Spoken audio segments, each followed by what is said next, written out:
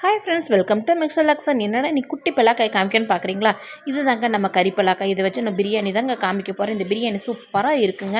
வாங்க பிரியாணி சேர்க்க குக்கர் வச்சுக்கலாங்க. குக்கரில் கொஞ்சம் தேங்காய்யும் கொஞ்சம் ஆயிலும் சேர்த்துக்கலாங்க. காஞ்சது இது நல்லா காஞ்சதையும் ஒரு பிரிஞ்சி இலை, ஒரு பட்டை, 2 ஏலக்காய் சேர்த்துக்கோங்க.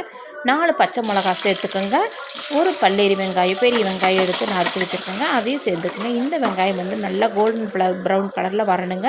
நல்லா மொறுன்னு வணங்கிடணுங்க. அப்போ தாங்க சாப்பாடு நல்லா உதிரியாக வருங்க.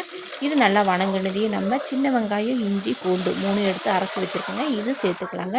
இது நல்லா சும்மாடி தங்க மாதிரி மின்னியில் 2 டீஸ்பூன் தனி மிளகாய் தூளும் நம்ம பட்டை ஏலக்காய் போட்டு பிரியாணி பவுடருக்கு சேர்ந்து வச்சுருப்பாங்க. அதையும் சேர்த்துக்குங்க. பாருங்கள் சும்மா அப்படியே மின்னுது பாருங்கள். இந்த மின்னியில் 2 தக்காளி பழம் எடுத்து வச்சுருக்கோங்க. தக்காளி பழத்தை சேர்த்துக்குங்க. தக்காளி பழம் நல்லா மசியணுங்க. இது மசிருக்கு வேணும். உப்பு தேவைப்பட்டால் நீங்கள் சேர்த்துக்குங்க. நல்லா மசிஞ்சு இந்த நேரத்தில் வந்து புதினா தலையும் கொத்தமல்லி தலையும் சேர்த்துக்குங்க.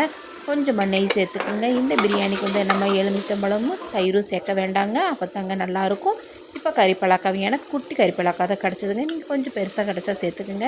இந்த பலாக்காயை வந்து நல்லா குட்டி குட்டியாக நறுக்கி உள்ளே சேர்த்துக்குங்க. இது வந்து ஒரு 1/4 மணி நேரம் போனால் அந்த இதுலேயே வந்து வேகணுங்க.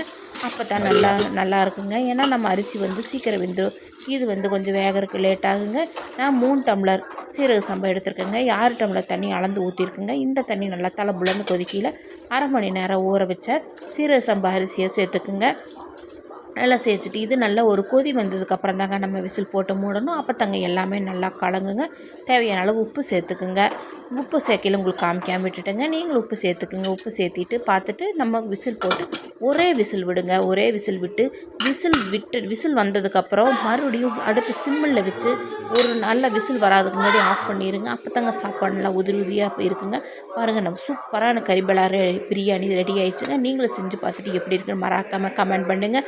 Thanks for the watching. Bye friends.